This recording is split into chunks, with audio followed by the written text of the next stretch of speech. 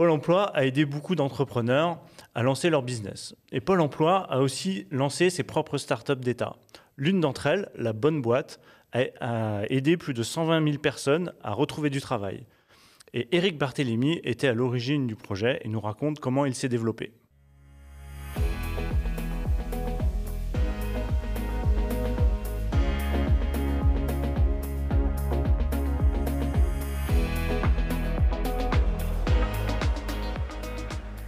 Bienvenue sur Oser puis doser, le podcast qui raconte les histoires d'entrepreneurs qui ont lancé de nouveaux business. Je suis Franck Debanne, cofondateur de Tango, cabinet de conseil en innovation et hôte de ce podcast.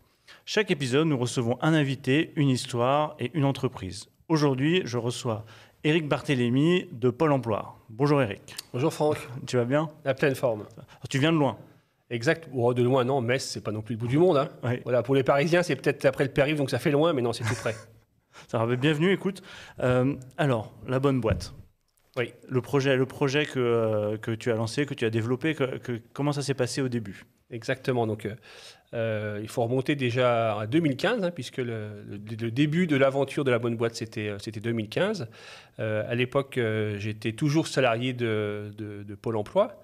Et Pôle emploi a initié ce qu'on appelle un programme d'intrapreneuriat. Donc, pour lancer ce programme, il s'est appuyé effectivement sur l'ensemble de ses salariés, donc du conseiller Pôle emploi jusque, pourquoi pas, au directeur général s'il le souhaitait. Et donc, il y a eu un programme qui a été lancé sur l'intranet de Pôle emploi en disant « Est-ce que parmi vous, il y a quelqu'un qui est confronté quotidiennement à une difficulté et qui a peut-être une idée numérique pour passer cette difficulté ?» Et donc, j'ai postulé à ce programme et j'ai présenté effectivement une idée pour favoriser le retour à l'emploi des personnes, notamment en les aidant à aborder ce qu'on appelle le marché caché. D'accord. Okay. Donc, c'est ça ton idée, aborder le marché caché. Exactement. Parce qu'effectivement, la recherche d'emploi, encore aujourd'hui d'ailleurs, hein, en fait, la recherche d'emploi, elle est souvent dite cachée. C'est-à-dire que la majorité des employeurs, ils ne vont pas déposer une offre d'emploi sur un site internet, ils ne vont pas déposer une offre d'emploi dans un journal, par exemple. Quelquefois, on voit, ils mettent une affiche directement sur leur vitrine, ou le plus souvent, en fait, c'est par le biais du réseau ou par le biais des candidatures spontanées qu'elles reçoivent, qu'elles recrutent. Et quand on est chercheur d'emploi, c'est pas évident de savoir où envoyer sa candidature. Alors, on pourrait se dire, je vais prendre l'annuaire et je vais envoyer à toutes les entreprises, mais c'est très déceptif parce que si j'envoie 100 candidatures, je vais peut-être avoir 10 réponses et au mieux un entretien. Donc, au bout d'un moment, on se lasse et puis on se dit, ça ne marche pas et je ne vais faire que répondre aux offres. Et là, on répond qu'à grosso modo 25% du marché. 75% du marché de l'emploi, il est dit caché. Ok. Donc l'idée c'était ça. Et comment est-ce que tu concevais le produit, ou tu avais déjà une idée de nom et comment... Pas du tout. Alors j'avais pas d'idée de nom, j'avais une idée du produit et c'est la force du programme Startup d'État, c'est que mon idée s'est pas traduite dans les faits puisqu'on a fait quelque chose d'un petit peu différent. L'objectif est resté le même. Mais moi, mon idée que j'ai pitchée à l'époque, c'était de dire il faut mettre en place un réseau social pour aider les entreprises et les demandeurs d'emploi à communiquer. Voilà. D'accord. Et puis, en confrontant cette idée à la réalité, on s'est rendu compte qu'il y avait peut-être plus simple à faire. Un réseau social, c'est lourd, il faut que les gens s'inscrivent, il faut que les gens aient envie de discuter. Non, il y a peut-être plus simple à faire, c'est pourquoi pas utiliser la puissance des maths, concrètement, des algorithmes, pour se dire, puisque à Pôle emploi, on récupère les informations sur les recrutements du passé. Voilà, on sait toutes les embauches qui ont eu lieu. Hein. Peut-être que pour ceux qui sont un petit peu initiés, on a une déclaration obligatoire quand on embauche quelqu'un. Nous, on récupère à Pôle emploi ces informations-là. Donc, on est capable de dire, par exemple, ce mois-ci, il y a eu 1 million de déclarations d'embauche. Voilà. On récupère toutes ces données-là. Et puis, les mathématiques font le reste, si je puis dire. Donc, les maths sont capables de dire, tiens, ces entreprises-là, on constate sur les 5 dernières années ce qui s'est passé et on va être capable de prédire est-ce qu'elle devrait embaucher dans les 6 prochains mois ou pas. Donc, on est passé d'une idée qui était de dire je vais créer un réseau social à un service qui paraît simple, qui est de mettre simplement en visibilité une liste d'entreprises susceptibles de recruter. D'accord. Avec le type de poste. Exactement. Donc là, il y a eu un autre travail. Et effectivement, la Bonne Boîte utilise en réalité deux algorithmes. Mais là, on ne va pas rentrer dans les détails. Mais effectivement, on est capable de prédire à la fois est-ce qu'elles vont embaucher et sur quel poste elles vont embaucher. Et donc, il suffit de mettre un lieu géographique, par exemple Paris dans le premier, dans le troisième, et de mettre un métier. Et on va être capable de dire, ben voilà, sur ce métier, sur ce secteur géographique, tu devrais envoyer une candidature spontanée ici. C'est ces entreprises-là qui ont le plus de chances de te recruter. D'accord. Et comme ça, vous avez aidé à peu près 120 000 personnes à retrouver un emploi. Exactement. Donc, on est capable de suivre la vie, on va dire, de nos utilisateurs parce que certains se connectent. Donc, on est capable de voir ce qui se passe pour eux. Il y a eu, depuis la création du service, 120 000 personnes qui ont retrouvé un travail grâce à la bonne boîte. Alors, c'est imperfectible, ça fait certainement plus, mais ce qu'on est capable de dire, c'est que avant d'être embauché dans cette entreprise, on sait qu'il a consulté la page sur la bonne boîte, donc il y a une forte présomption. D'accord, ok. Ah, super. Ouais. Et alors, ça, c'est aujourd'hui comment ça fonctionne. Et donc, toi, quand tu arrives avec l'idée, par quel process tu es arrivé pour construire cette idée, lui donner vie et au sein de Pôle emploi, comment ça s'est passé? Oui, parce qu'effectivement, moi, au départ, en 2015, j'ai été conseiller à l'emploi. Donc, comme on peut imaginer, je recevais des demandeurs d'emploi, je les aidais à construire leur parcours professionnel, à faire un CV, à les orienter. Ouais. Ça, c'était mon quotidien, en fait. Ouais. Donc, je ne sais pas construire un produit numérique, je ne sais pas quelles sont les étapes. Et donc, en commençant le projet, effectivement, j'ai été accompagné par deux personnes importantes. C'est un coach, donc là, qui a été mis à disposition par ce qui s'appelle aujourd'hui la DINUM, donc le programme beta.gouv, qui porte plusieurs startups d'État dans plusieurs structures, mais là, vous avez déjà rencontré des personnes de beta.gouv, je présume. Et donc, cet accompagnement, naturellement, il se fait également avec un développeur, puisque l'idée, c'est de faire un produit numérique. Et moi, le code, j'y connais rien, quoi, en fait, à part des 0, des 1, bon, je ne sais pas ce que c'est. Ouais. Et donc, effectivement, j'ai été accompagné par ces deux personnes-là dès le début du projet. Et donc, tu arrêtes ton boulot de conseiller À 100%. Je suis mis, Pôle emploi me dégage complètement de ma mission de conseiller à l'emploi classique pour me mettre à temps plein sur ce projet-là. D'accord, ok. Voilà. Okay. Et donc là, tu commences tu commences par quoi après? On commence par confronter l'idée aux utilisateurs, en fait. Le propre, on va dire, d'un programme Startup d'État, c'est de faire un produit, je vais dire, pour les utilisateurs et par les utilisateurs. Donc, nos utilisateurs finaux, ce sont les demandeurs d'emploi. Donc, on est allé à leur rencontre. Donc, on est allé dans des pôles emploi pour les rencontrer. On est allé aussi sur des salons, des forums, pour rencontrer des gens qui se promenaient dans les allées à la recherche d'un emploi. Et puis, on confronte notre idée à leur perception. Voilà. Est-ce que cette idée-là peut vous convenir? On fait déjà des maquettes, donc ils peuvent tester dans la vraie vie, et puis ça permet de changer, on va dire, l'orientation qui est prise. Et sur des fonctionnalités, par exemple, qui semblaient évidentes, effectivement, on voit que ça ne colle pas forcément avec le besoin de l'utilisateur. Donc on essaye de faire quelque chose qui convient au plus grand nombre, et pas à celui qui a eu l'idée ou au chef, parce que quelquefois on pourrait se dire, tiens, j'ai mon chef qui me dit qu'il faut mettre le bouton rouge en haut à gauche. Si les utilisateurs disent qu'il faut être vert en bas à droite, on va écouter les utilisateurs et pas le chef. Ouais.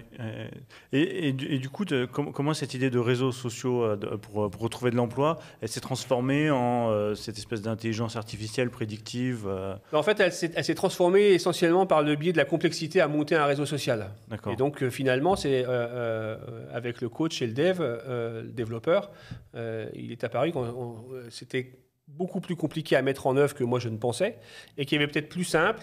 Et le plus simple, en fait, c'est effectivement de se dire peut-être que en analysant le passé, on va pouvoir prédire le futur. Et qu'est-ce qu'on fait de ces résultats? Et là, effectivement, on s'est dit, en fait, c'est quand même de mettre à disposition ces résultats au plus grand nombre et de mettre le moins de freins possible à l'accès. Donc un service très soft, très simple, pas de connexion obligatoire pour que effectivement la relation puisse se faire le plus simplement possible. Et qu'est-ce que vous avez appris? Alors tu parles d'aller rencontrer l'utilisateur. Qu'est-ce que vous avez appris de cette confrontation utilisateur qui a aidé à façonner l'idée telle qu'elle est aujourd'hui? En fait, ce que j'ai appris, c'est que on a tous une perception différente de la recherche d'emploi, et puis on a des a priori en fait. Et même si on sait que j'ai raison sur une idée que je vais vous décrire, ce sera plus simple, en fait elle est mal perçue par l'utilisateur et ça ne marchera pas. Donc je vais prendre l'exemple concret d'un métier en fait qu'on a testé. On s'est dit, c'est Tommy, le premier développeur de la bonne boîte, et on s'est dit, tiens, on va tester sur le métier de développeur où je vais pouvoir trouver un travail. Et là, Alors, je ne sais pas si on peut citer la marque, mais en tout cas, je vais peut-être... On peut, voilà. Et là, du coup, on nous dit, là où tu as le plus de chances de trouver, c'est chez Carrefour. Oui, vous avez fait le même regard que Tommy. Comment ça, Carrefour? Mais moi, je suis développeur. Pourquoi j'irais chez Carrefour, en fait? Et là, ce qui se passe, en fait, c'est la perception que vous avez et de se dire, moi, je suis développeur et je m'imagine travailler dans une SS2I ou ainsi de suite. Voilà. On a eu la même chose, par exemple, avec les agents d'assurance qui ne se retrouvaient pas dans l'agence d'assurance. Parce que, je vais vous expliquer pourquoi, si y a une masse importante de développeurs et qu'en face, il n'y a pas suffisamment de travail dans des entreprises de développement, en 2015, c'était le cas, c'est peut-être moins le cas aujourd'hui, il faut bien trouver du travail. Oui. Et le raccourci est réel. Et chez Carrefour, on vend des ordinateurs. Et puis, on se dit, tiens, je vais embaucher quelqu'un qui s'y connaît un petit peu en technique et il sera certainement de meilleurs conseils pour vendre des ordinateurs. Sauf que vous ne voulez pas vendre des ordinateurs, vous voulez faire du code. Donc, vous dites, ça ne marche pas votre machine. Ton service, il ne marche pas. Donc, on a dû changer ça et on a dû effectivement pondérer les résultats en se disant, on sait que la majorité des embauches de développeurs, elle se fait chez Carrefour. Par contre, la part des développeurs embauchés chez Carrefour, elle est toute petite. Et donc, ce n'est pas un résultat attendu. Donc, on a pondéré ces résultats pour dire, finalement, le développeur, on ne doit pas lui dire d'aller chez Carrefour, parce que ce n'est pas là où il a le plus de chances de trouver un travail. Carrefour embauche, certes, des développeurs, mais ce n'est pas le gros du volume. Et on imagine que le développeur, il va plutôt vouloir travailler dans une SS2I. Donc, on va lui remonter en priorité les résultats de SS2I. Après, on peut élargir, on peut dire, les résultats là, c'est ce que tu t'attends et c'est ce qui est susceptible de t'embaucher. Ça, on ne ment pas, il n'y a pas de souci là-dessus. Par contre, est-ce que tu veux élargir à d'autres métiers, à d'autres horizons pas professionnels, c'est-à-dire est-ce que finalement, tu te dis pourquoi je n'irais pas chez Carrefour? Ça, c'est typiquement les utilisateurs qui nous ont fait changer la donne parce que sinon, on avait trop de perceptions, c'était catastrophique. La plupart des entretiens qu'on faisait, les gens nous disaient mais non, ça ne marche pas votre truc en fait. Moi, je suis juriste et vous me dites d'aller chez Carrefour de nouveau. Non, je ne comprends pas, c'est pas le truc. Voilà, donc ça c'est typiquement... Et comment vous avez découvert ça du coup? En entretien. En fait, typiquement, on fait tester l'outil et on laisse la personne saisir un métier. Et puis là, on se rend compte que quand on a affaire, je me souviens, on a eu une juriste et un journaliste et les résultats donnaient des résultats qui n'étaient pas attendus. On ne s'imagine pas effectivement que ce que je vous expliquais là. Et la réaction était immédiate. Il dit non mais en fait, votre truc, il ne marche pas. Moi, je ne veux pas aller chez Carrefour, donc je ne vais pas utiliser votre service. Ouais.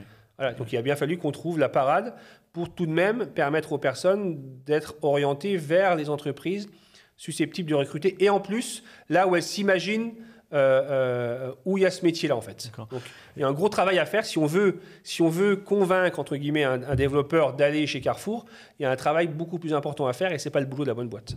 Et en amont de tester le produit avec les utilisateurs, est-ce que vous avez un peu sondé les utilisateurs sur de quoi ils avaient besoin exactement? Est-ce que vous avez fait des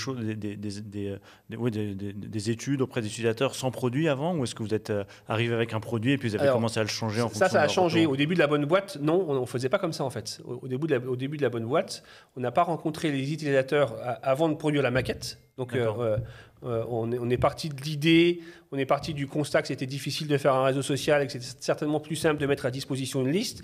Et on a montré cette liste. Aujourd'hui, les startups d'État font un petit peu différent et on fait une phase d'investigation. C'est-à-dire qu'avant de créer le produit, on a l'idée, on s'imagine qu'il est difficile de trouver un travail par le biais de candidature spontanée. Donc, on serait allé voir effectivement préalablement les utilisateurs pour dire c'est quoi pour vous la difficulté par rapport à l'accès à ce marché. Voilà. C'est comme ça qu'aujourd'hui, on produit les nouvelles startups d'État à Pôle emploi et ailleurs. Mais à l'époque, en 2015, non, ce n'était pas le cas. D'accord. Okay. Donc vous arrivez avec votre prototype. Combien de temps se passe entre le début du programme ou le fait que tu sois détaché à temps plein sur le projet et au fait la première mise à disposition pour les utilisateurs? Bon, c'est très rapide. J'ai commencé un 1er mai, donc le lendemain, en l'occurrence, le 2 mai, je me souviens très bien. Et fin juin, on avait le prototype qui était prêt, qui était testé en fait. En 5-6 semaines, on est capable de livrer. Et là, en plus, c'était un peu plus long que d'habitude, puisqu'il y avait une partie qui était sur la recherche de l'algorithme. Est-ce que ça marche? Parce qu'il faut tester. Donc, sur cette période-là, par exemple, on a fait tourner l'algorithme et puis j'ai vérifié dans la vraie vie. J'ai même appelé des entreprises pour dire tiens, voilà qui je suis. Est-ce que vous avez des embauches de prévues? Et puis, on regarde aussi les signaux faibles. Est-ce que, par exemple, dans les journaux, sur les réseaux sociaux, on a des informations comme quoi cette entreprise serait susceptible de recruter? Et oui, donc ça marchait. Donc, à partir du moment où on a pu vérifier que ça marchait, on a pu mettre le produit dans les mains de l'utilisateur. Donc, c'est pour ça que c'était long. Mais sinon, ça peut aller, sans exagérer, en un mois, vous avez produit votre prototype et informatique qui marche. Et en 10 jours, vous avez fait vos dessins. Alors, j'exagère, hein, on ne prend pas la feuille et le crayon aujourd'hui, on est sur Internet. Mais vous avez votre dessin qui est testable directement auprès des utilisateurs. C'est très, très rapide. Et c'est super rapide, effectivement. Exactement. Ouais. Et je me pose la question, donc, ce que cette initiative, ok, mais elle utilise les données de Pôle emploi. Et ces données, est-ce qu'elles étaient accessibles directement? Oui. Alors, en fait, on utilise les données de l'URSSAF. Donc, ce n'est pas de Pôle emploi, effectivement. Et Pôle emploi a accès à ces données de l'URSSAF. Donc, elle est capable, donc Pôle emploi a accès à toutes les déclarations d'embauche de tout le monde, en fait. Donc, grosso modo, c'est 40 millions de données par an. Sur la première année, on a fait sur 3 ans. Donc, vous voyez, avec 120 millions de données, vous avez un jeu de données suffisamment gros pour avoir des résultats qui sont significatifs. Voilà. Plus vous avez de données, plus c'est significatif. Donc, vous avez sorti toute la base de données, et puis à partir de là, vous avez fait construire un algorithme en disant tiens... Exactement. On a testé plein de choses, et puis on essaye aussi de rajouter des nouvelles données. Par exemple, et ça n'a pas fonctionné. Je me souviens, à l'époque, on s'était dit est-ce que si on introduit dans l'algorithme, par exemple, les dépôts de permis de construire, est-ce que si on introduit ça, ça va permettre de détecter que, pourquoi pas, je dis n'importe quoi, sur ce territoire-là, il y a plus de dépôts de permis de construire qu'un autre. Est-ce qu'il va y avoir plus d'embauches, du coup, dans les entreprises du bâtiment? Ça, en fait, ça ne marche pas. C'est-à-dire que l'effort produit, il fait que le gain, il est minimum. Le simple fait d'analyser les recrutements du passé, on a un taux de prédiction qui est juste à 80%. Donc, c'est énorme. Donc, si l'effort à faire pour ajouter une donnée, il est trop important, et qu'on passe de 80 à 81%, pour vous, ça ne change rien, en fait. Voilà. Si on passait de 80 à 90 ou 95, on se dirait pourquoi pas. Mais si on reste aux alentours de 80, il n'y a pas d'intérêt à modifier l'algorithme, en fait, qui fonctionne très bien. Alors 80%, c'est-à-dire que sur une boîte identifiée qui va embaucher tant de postes sur tant de personnes sur tel poste, à 80%, vous avez raison, et c'est effectivement ce qui va se 80%, c'est dans les deux cas. C'est-à-dire que j'ai été capable de prédire qu'elle n'embauchait pas, ou j'ai été capable de prédire qu'elle embauchait. D'accord. Voilà, c'est ça en fait. Donc, exactement. C'est génial. Alors j'imagine, maintenant je me reprojette un peu, donc 2 mois, vous construisez le prototype, etc. Et après, de quelle façon évolue le prototype et comment vous le faites évoluer sur le reste, sur la durée Là, c'est effectivement ce que je disais. À 2 mois, on avait le service qui disait « Toi, développeur, va chez Carrefour ». Et puis au fil du temps, effectivement, on améliore et puis on travaille aussi le parcours utilisateur en fait. Est-ce qu'il ne se perd pas? L'idée, effectivement, c'est que le service soit le plus simple et soit plus accessible numériquement parce qu'on sait qu'on n'est pas tous égaux devant le numérique et qu'il peut y avoir des difficultés à appréhender l'outil. Donc, nos tests ont servi à ça, à la fois à vérifier que le résultat ne perturbait pas la personne qui cherchait du travail et le parcours qu'elle faisait était suffisamment fluide pour qu'elle puisse se débrouiller toute seule. Et ça prend un peu plus de temps. Hein, et après, il faut naturellement, j'allais dire, passer devant le juge de paix, à savoir ce qu'on appelle le comité d'investissement à Pôle emploi, qui va dire, ben voilà, voici vos travaux des 4 derniers mois, puisqu'on est passé 5 mois après le début du projet. On a pu faire état de nos travaux et puis leur dire, ben voilà ce qu'on a comme résultat. Et c'est là qu'ils nous ont donné le go pour dire, bon, OK, maintenant on peut l'ouvrir au grand public. Là, vous l'avez ouvert sur un petit périmètre pour le tester. Maintenant, on va pouvoir étendre son ouverture. D'accord, donc après ces 5 mois, il y a eu une présentation Pôle emploi en disant oui, on valorise, et donc là, vous avez eu une autorisation à diffuser ça de manière plus large. Exactement, avec l'embauche de nouveaux développeurs, un second développeur, et puis d'un chargé à l'occurrence une chargée de déploiement, effectivement, pour diffuser le produit, puisque c'est... tout produit qu'on sort, s'il n'y a pas un support communication derrière, un accompagnement à la diffusion, ça ne marche pas tout seul, en fait. Exactement, il n'y a pas d'usage. Exactement, tout à fait. Et donc là, vous êtes comme ça, vous avez réussi à avoir 3 millions de visiteurs, c'est pas au total ou C'est 3 millions par an. Par an, voilà, d'accord. Donc 3 3 millions depuis 2018. On a 3 millions par an de visiteurs. Et puis également, ce qui est important dans les startups d'État, c'est deux choses, à mon goût, à mon avis. C'est le code est ouvert. Donc là, ça ne vous dit rien, mais en fait, n'importe qui peut réutiliser le code de la bonne boîte. Alors naturellement, il n'y aura pas les données nominatives dessus. Mais si quelqu'un voulait faire quelque chose qui est proche de la bonne boîte, notre code, il est gratuit, il est open source, comme on dit, on peut le réutiliser. Et le second, c'est que tous nos résultats, ils sont disponibles en API. Donc là aussi, c'est un petit peu technique. Ça veut dire que concrètement, si j'ai un produit concurrent, et en l'occurrence, je vais citer un produit qui n'est pas concurrent, c'est celui de Pôle emploi. Quand vous consultez les offres de Pôle emploi, vous êtes capable effectivement de dire donne-moi les bouchées dans le 3e à Paris, vous aurez les offres d'emploi. Et puis, il va récupérer par le biais donc, de systèmes d'API les résultats de la bonne boîte et dire sur le service qui affiche les offres d'emploi, bah tiens, si tu veux, en plus, il y a 15 entreprises qui sont susceptibles de te recruter. Ça vaut peut-être le coup de leur envoyer une candidature spontanée. Donc, il y a des services, je sais, en région qui réutilisent les données et les résultats de la bonne boîte pour l'afficher. Et ça, il n'y a pas de rupture de parcours. C'est-à-dire qu'on ne vous dit pas, alors pour voir ces 15 entreprises, va sur la bonne boîte. Non, quand je clique dessus, je reste dans mon même environnement, je ne suis pas dépaysé et je vais pouvoir candidater. L'objectif, souvent des startups d'État, c'est effectivement d'aider le plus grand nombre à résoudre leurs difficultés et si possible, de ne pas les perdre. Au début, on est obligé, on ne peut pas dire, si on n'a pas convaincu que le service a un impact et de la valeur, on ne va pas être capable de convaincre Pôle emploi de mettre en avant les bonnes boîtes. Une fois que ça s'est passé, eh ben, c'est plus facile et puis c'est naturel.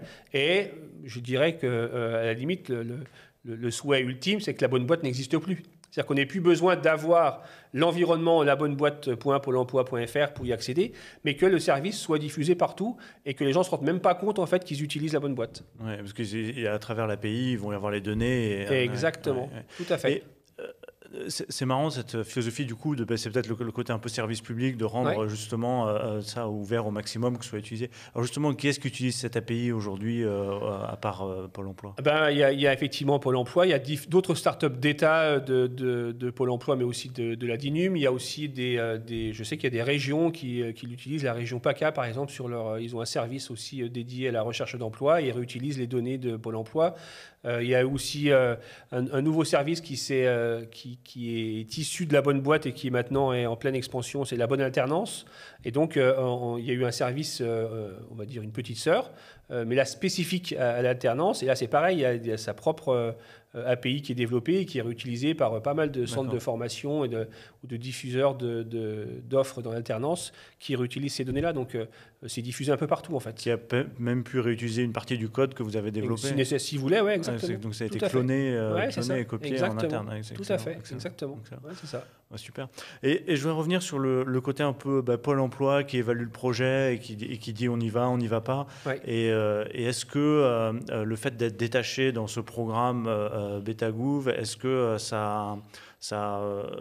qu'il y avait des tensions avec un Pôle emploi ou est-ce qu'au contraire ça se passe comment ça au début, on ne peut pas forcément parler de tension, mais on peut parler de méfiance en fait. C'est-à-dire que vous arrivez, vous êtes accompagné par un coach, par un développeur, vous avez votre sponsor de Pôle emploi, en l'occurrence et c'est toujours le directeur général de Pôle emploi.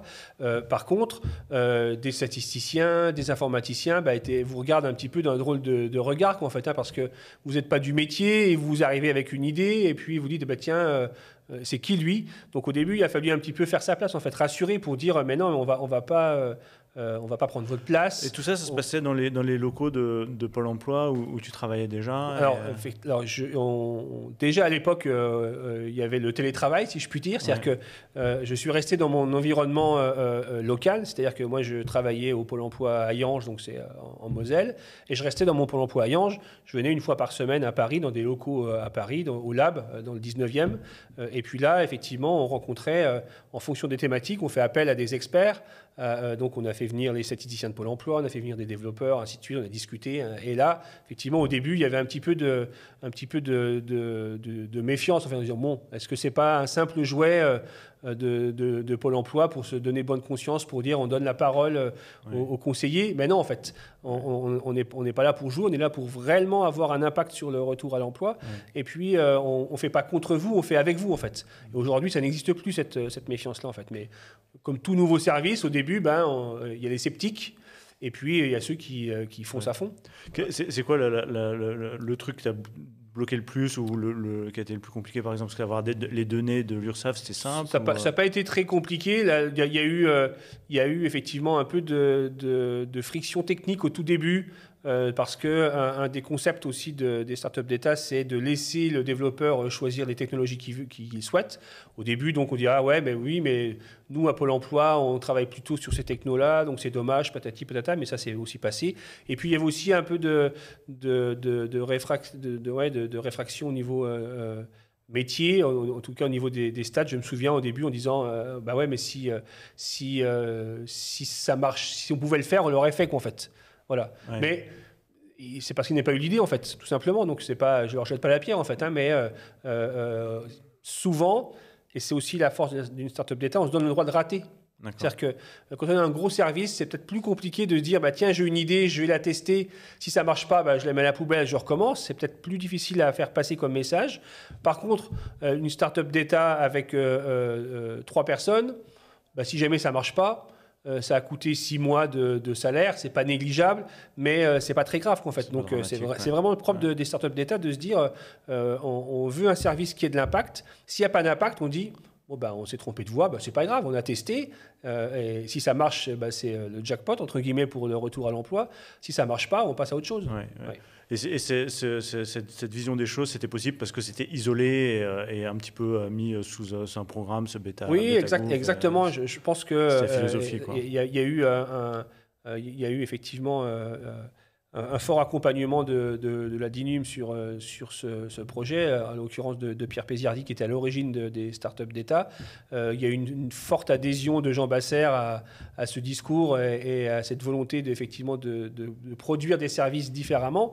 Et grâce à son sponsor fort, en fait, ça a fonctionné, quoi, en fait. Je pense honnêtement que s'il n'y avait pas le sponsor fort du directeur général, ça n'aurait pas fonctionné comme ça fonctionne aujourd'hui.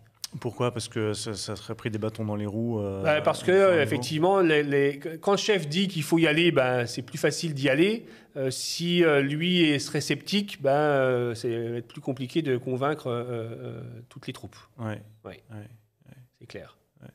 Super. Et toi, alors, conseiller Pôle emploi, monter la start-up, etc., qu'est-ce que tu en tires de cette évolution que tu as eue et comment ça t'a changé, tu penses? Ça a changé mon quotidien, naturellement, parce que j'ai toujours, mon objectif je travaille à Pôle emploi depuis 1997, donc ça fait quand même un bout de temps, et j'adorais mon métier.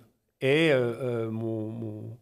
ma principale préoccupation, et c'est toujours mon leitmotiv tous les matins, c'est est-ce que mon travail va permettre à quelqu'un de trouver un travail? Si j'ai pas ça, en fait, je me dis finalement je sers à rien, quoi, en fait. Voilà. Donc ça, c'était mon leitmotiv. Déjà en tant que conseiller, donc rencontrer des gens, les conseiller, les orienter, c'était mon quotidien et j'aimais faire ça. Et là aujourd'hui, j'ai pu passer à l'échelle, en fait. C'est-à-dire que certes, je rencontre plus des demandeurs d'emploi en face à face et je les aide plus individuellement, mais grâce à la bonne boîte, j'aide. On vous l'avait dit, il y a 120 000 personnes qui ont trouvé du boulot et puis il y a 3 millions de personnes que je peux accompagner en disant vous serez plus seul dans votre recherche d'emploi à vous dire j'envoie mon CV au pif et puis je vais attendre les retours négatifs. Non, grâce à la bonne boîte, on peut les aider. Il y a moins de déceptions, il y a plus de retours à l'emploi. Donc là, ça a permis de passer à l'échelle, en fait. Hein. Ouais. Donc, tu dis j'ai déjà plein de personnes, j'ai plus d'impact. Exactement. Et donc, je reste dans ma philosophie de dire j'aide les gens à trouver du boulot. Donc certes, quand je fais des tests utilisateurs, quand on discute avec un développeur, un designer ou autre de fonctionnalité, on a l'impression qu'on s'éloigne de mon objectif d'aider les gens à trouver du travail. Mais au final, c'est pour leur livrer un produit qui va les aider à trouver du boulot. Donc moi, je m'éclate, en fait. Ouais. Et maintenant, tu continues à développer le produit ou tu es retourné conseiller Alors, en fait, je continue à développer un autre produit qui s'appelle les emplois de l'inclusion. Donc, concrètement, ce qui s'est passé, c'est qu'effectivement, je suis arrivé, entre guillemets, au bout de l'aventure de la bonne boîte, parce qu'à un moment, quand même, le produit il doit continuer à vivre et puis il doit passer à l'échelle, il doit passer à un autre mode de fonctionnement. Donc, il a été repris par les services de Pôle emploi qui le gèrent en direct. Voilà. Et puis, j'ai quitté Pôle emploi mais je travaille toujours pour une mission de Pôle emploi, en fait, qui est d'accompagner les gens à trouver un travail dans l'insertion par l'activité économique. Donc là, c'est un secteur d'activité, on va dire, c'est une niche, mais qui est très importante.